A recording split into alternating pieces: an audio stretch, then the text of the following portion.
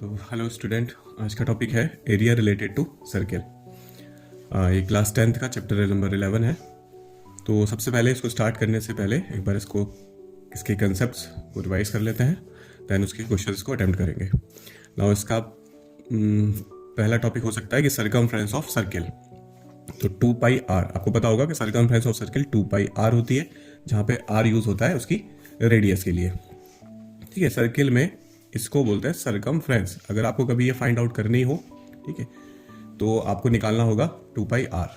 ठीक है, जहाँ पे आर रेडियस जो भी होगी उसकी, आप वो उसको पुट कर दोगे। ठीक है, रेडियस ये वाली लाइन होती है, इसकी लेंथ जितनी भी होगी वो आप उसको पुट कर दोगे यहाँ पे, देन उसको सिंप्लीफाई कर लोगे तो आपका सर्कमफ्रेंस ऑफ सर्किल निकल आती है। अगर कभी ऐसे भी क्वेश्चंस हैं बुक में कि सर्कमफ्रेंस ऑफ सर्किल गिवन है, तो आप circumference of circle 2 pi r is equals to given करके तब भी रेडियस निकाल लेते हो। Then next topic is area of circle. Circle का एरिया, सर्किल की जो अंदर वाली ये जो जगह होती है इसको हम बोलते हैं एरिया। तो अगर हमें कभी ये फाइंड आउट करना हो तो हम निकालते हैं area of circle pi r square से। आर जो भी आपको रेडियस गिवन हो उसकी वैल्यू आप यहाँ पे पुट कर देते हो और अपना सिंप्लीफाई करके आंसर निकल आता है इन स्क्वायर यूनिट। ठीक है, बिकॉज एरिया स्क्वायर यूनिट में निकालते हैं एंड सर्कमफ्रेंस ओनली यूनिट, जो भी यूनिट होगी उसमें निकल आएगा। Then area of semicircle. Semicircle means half circle. तो जो भी एक पूरा सर्किल है उसका अगर हम हाफ कर दें तो उतने पार्ट का अगर हम एरिया निकालें तो फिर हमें सेमी सर्किल का एरिया निकालना होता है। तो वो कैसे निकलना चाहिए भाई, पूरे सर्किल को डिवाइड कर देना चाहिए 2 से, क्योंकि 2 इक्वल पार्ट हो जाते हैं, हाफ इधर देन हाफ इधर। तो हम क्या करें, अगर हमें सेमी सर्किल का एरिया निकालना हो या हाफ सर्किल का निकालना हो तो फिर हमें पूरे सर्किल का एरिया निकाल के उसको बस 2 से डिवाइड करना होगा और आंसर आ जाएगा in square unit. Then area of quadrant. Quadrant जैसे सेमी सर्किल का आधा पार्ट होता है, ऐसे ही क्वाड्रेंट सर्किल का 1/4 पार्ट होता है। मीन सर्किल को अगर 4 इक्वल पार्ट्स में डिवाइड किया जाए तो उसका 1 पार्ट ये, ठीक है, ओनली ये वाला पार्ट होगा क्वाड्रेंट। ठीक है, और इस क्वाड्रेंट का एरिया अगर आपको निकालना है तो सिंपली आप पूरे सर्किल का एरिया निकाल के उसको 4 से डिवाइड कर दो तो आपको 1 पार्ट का एरिया निकल आएगा। Then area between 2 concentric circles. Concentric circles क्या होते हैं कि ऐसे दो सर्किल या 2 से ज़्यादा भी हो सकते हैं जिनका सेंटर सेम हो।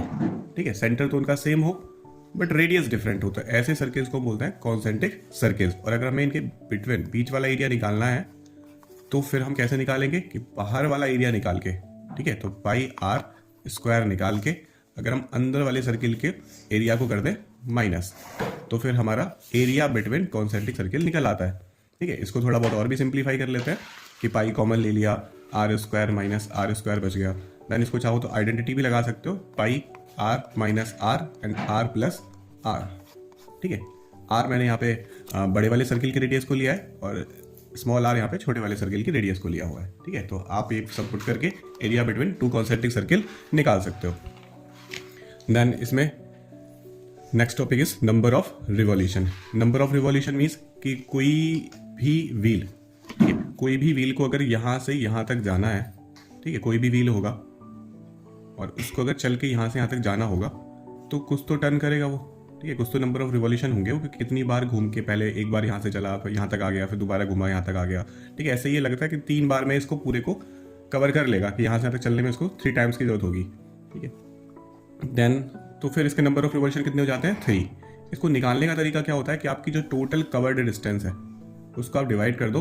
ठीक है, तो टोटल कवर्ड डिस्टेंस, ठीक है, कवर्ड डिस्टेंस को अगर आप डिवाइड कर देते हो सर्कमफ्रेंस से तो आपकी नंबर ऑफ रिवॉल्यूशंस निकल जाते हैं। तो नंबर ऑफ रिवॉल्यूशंस कैसे निकल जाते हैं कि टोटल कवर्ड डिस्टेंस को अगर आप डिवाइड कर देते हो सर्कमफ्रेंस से तो आप नंबर ऑफ रिवॉल्यूशंस निकाल देते हो।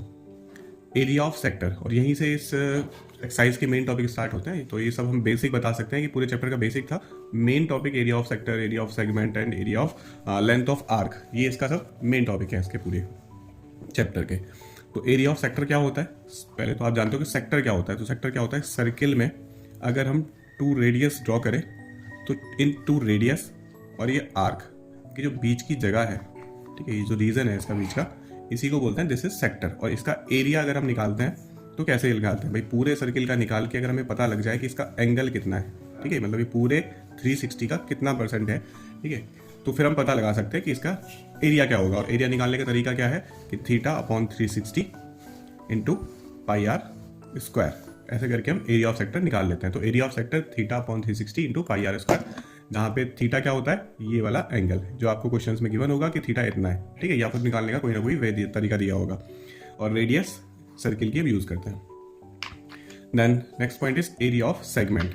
पहले जानते हैं कि सेगमेंट क्या होती है, जैसे सेक्टर भी होता है ऐसी सेगमेंट क्या होता है कि सर्किल में अगर हम एक कॉर्ड ड्रॉ करें तो कॉर्ड सर्किल को 2 पार्ट्स में डिवाइड कर देती है, जिनमें से कि ये इस वाले रीजन को बोलेंगे दिस इज सेगमेंट और दिस इज माइनर, ठीक है, एंड मेजर। ऐसे ही सेक्टर में भी होता है, सेक्टर में जो छोटा वाला रीजन हो उसको माइनर सेक्टर बोल देते हैं और बड़े वाले रीजन को मेजर सेक्टर। तो माइनर सेगमेंट का अगर हमें एरिया निकालना हो या मेजर का निकालना हो तो नॉर्मली हमें एरिया निकालना सेगमेंट का सीखना चाहिए। बाकी अगर माइनर मेजर कैसे करना है तो पूरे सर्किल के एरिया में से माइनर सेगमेंट का एरिया माइनस कर दो तो आपका मेजर सेगमेंट निकल आता है, या फिर और भी तरीके होते हैं, फिलहाल नॉर्मल सा तरीका ही है। तो अगर आपको एरिया ऑफ सेगमेंट निकालना है तो आप क्या करो, उसको निकालने का तरीका क्या होता है कि अगर आप सेक्टर के एरिया में से ये जो सेक्टर, जब हम इसको ऐसे ज्वाइन कर लेंगे तो एक क्या फॉर्म होगा, आप ऑब्जर्व करोगे कि ये तो एक पूरा का पूरा सेक्टर बन गया, यहाँ से लेके यहाँ तक पूरा एक सेक्टर बन गया। तो अगर इस सेक्टर के एरिया में से हम इस ट्राइंगल के एरिया को कर दें माइनस, तो फिर हमारा क्या होगा, बचा हुआ जो सेगमेंट जो हमें चाहिए थी वो हमें मिल जाएगी, ठीक है। तो ऐसे ही इसका फॉर्मूला भी बना हुआ है कि area of sector minus area of triangle. तो area of segment is equal to area of sector minus area of corresponding triangle, ठीक है। करस्पॉन्डिंग ट्राइंगल वर्ड इसलिए यूज करते हैं कि आपको यही वाले ट्राइंगल का एरिया माइनस करना होता है, ना कि कोई भी ट्राइंगल का एरिया। देन अब वो उस पर डिपेंड करता है कि एरिया ऑफ ट्राइंगल, कौन सा ट्राइंगल वहां पे बन रहा होगा, equilateral triangle, right angle triangle, या इसके भी अलावा कोई और अदर ट्राइंगल होगा। तो अगर ट्राइंगल में 60 एंगल हो, जो सेंट्रल है उसका एंगल होता है मीन्स ये वाला एंगल, अगर ये वाला एंगल 60 डिग्री हो तब यहाँ पे इक्विलेटरल ट्राइंगल बन जाता है। और उस केस में हम इक्विलेटरल ट्राइंगल का फॉर्मूला यूज करते हैं विच इज √3/4 a², जहाँ पे a एक रेडियस का काम कर रही है, तो इसलिए a यहाँ पे साइड ऑफ इक्विलेटरल ट्राइंगल क्या होती है, रेडियस ही होती है, ठीक है। तो हम वहाँ पे उसमें रेडियस पुट कर देते हैं। देन इसका फॉर्मूला फाइनली बन जाता है √3/4 r²। लेकिन ध्यान रखना ये इक्विलेटरल ट्राइंगल का फॉर्मूला केवल इतना ही है, लेकिन हाँ यहाँ पर साइड रेडियस होती है इसलिए हम उसमें r यहाँ पे यूज कर लेते हैं। तो थीटा अगर 90 हो, ठीक है, तो उसी केस में अगर यहाँ पे एंगल किसी भी सेगमेंट, कोई भी ऐसी सेगमेंट हो जो सेंट्रल एंगल कितना बना रही हो 90 डिग्री का, ये ठीक है, ये वाला एंगल आपका अगर 90 डिग्री होता है, उस केस में अगर हमें सेगमेंट का एरिया निकालना है तो फिर हमें वही सेक्टर के एरिया में से ट्राइंगल का एरिया करना होगा माइनस। लेकिन ट्राइंगल का एरिया कैसे फाइंड आउट करें, अब तो ये इक्विलेटरल ट्राइंगल नहीं होता, तो इसमें कौन सा फॉर्मूला लगता है, 1/2 बेस इंटू हाइट। तो जब भी कभी आपको राइट एंगल ट्राइंगल का फॉर्मूला निकालना होता है, एरिया निकालना होता है, तब आप क्या करते हो, 1/2 बेस इंटू हाइट यूज कर लेते हो, जहां पे बेस भी क्या होती है, रेडियस, और हाइट भी रेडियस ही होती है। तो मीन्स इसका फॉर्मूला 1/2 बेस भी रेडियस और हाइट भी रेडियस, मीन्स 1/2 r² हो जाता है, ठीक है। देन ठीक है, तो इसमें हम area of right angle triangle भी ये सब फॉर्मूला बना के दिखा दिया, 1/2 r multiply r means r²। If theta की वैल्यू 120 हो, इसमें हमारी बुक में केवल 3 ही केस है, ऐसे ही सेगमेंट का एरिया पूछा जाता है, या तो एंगल 60 डिग्री का बन रहा हो सेंट्रल एंगल, या फिर 90 का, या फिर 120 का, ये 3 ही केसेस होते हैं हमारे पास। तो 120 का एरिया निकालने के लिए, ठीक है, 120 वाले एंगल का ट्राइंगल का एरिया निकालने के लिए हम क्या यूज करते हैं कि उसमें हमें 1/2 बेस इंटू हाइट ही यूज करना होता है, पर बेस और हाइट इस बार रेडियस नहीं होती है, इस बार बेस तो ये होता है और हाइट ये होती है। इसको हमें निकालना होता है, हमारे क्वेश्चंस में गिवन नहीं होता, क्योंकि ज्यादातर आप क्वेश्चन देखोगे उसमें आपको रेडियस गिवन होती है ओनली, उस रेडियस की हेल्प से ही आपको ट्राइंगल का एरिया फाइंड आउट करना होता है।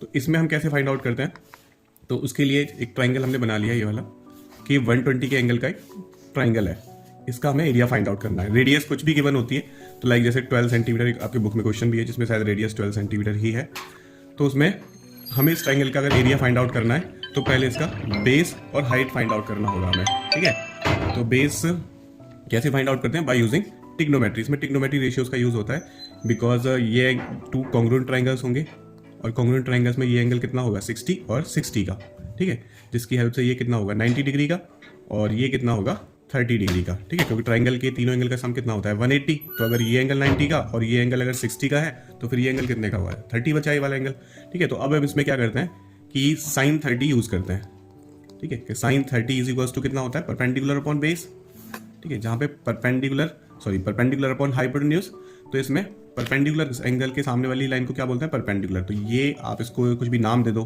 A B A C A D, तो आप इसमें परपेंडिकुलर ए बी बोल सकते हो कि हमारा परपेंडिकुलर इसमें ए बी है, एंड हाइट ये हाइपोटेन्यूज ए सी है, ठीक है। तो यहाँ पे आप अपनी वैल्यूज को पुट करके साइन 30 की वैल्यू जैसे आपने पुट की, तो this is 1/2 and A B हम फाइंड आउट करना चाहते हैं, एंड हाइपोटेन्यूज 12 है। अपना 12 से क्रॉस मल्टीप्लाई करके then 2 6 12 A B is equal to 6 निकल आती है, ठीक है। तो आपकी ए बी की वैल्यू 6 निकल आएगी। पहले आपने ए बी निकाल ली, उसके बाद आप फिर ये निकाल दोगे जिसके लिए आप कौन सा रिलेशन यूज करोगे? Base upon hypotenuse. तो कॉस थीटा, बिकॉज आपने पढ़ा होगा कि कॉस थीटा होता है बेस अपॉन हाइपोटेन्यूज। तो यहाँ पे बेस की वैल्यू आप BC पुट कर दोगे एंड हाइपोटेन्यूज 12 पुट कर दोगे, कॉस 60 यहाँ पे, ठीक है। कॉस 60 की वैल्यू आप 1/2 पुट कर लोगे, सॉरी कॉस 60 मैंने क्यों रख दिया, कॉस 30, ठीक है। तो कॉस 30 की वैल्यू √3/2 आप पुट कर लोगे, तो BC अपॉन 12, इसको सिंप्लीफाई कर लोगे भाई, 2 6 देन आंसर इज 6√3 BC।